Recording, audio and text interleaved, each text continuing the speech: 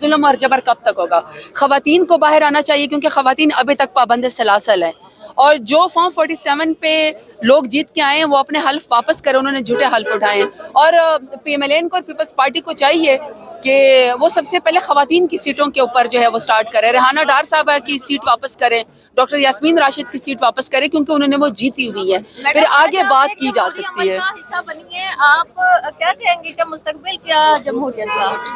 دیکھیے جمہوریت جیسے بھی ہو چلنی چاہیے. میں جتنے ظلم کے پہاڑ ہماری پارٹی کے اوپر توڑے گئے ہیں، ہمارے لیڈر سے لے کر ہمارے ورکر تک کو ابڈکٹ کیا گیا، 24 تو ہمارے ورکر شہید ہوئے ہیں.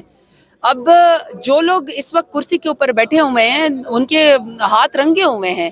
اور دوسری بات یہ کہ 8 فروری کو عوام نے ان کو ووٹ دیا بھی نہیں، 8 فروری کو ووٹ عمران خان کو پڑا ہے. اس کے باوجود بھی پاکستان تحریک انصاف خان صاحب چاہے چیف منسٹر کا ہو، چاہے اسپیکر ڈپٹی اسپیکر کا ہو، پرائم منسٹر کا ہو، پریزیڈنٹ کا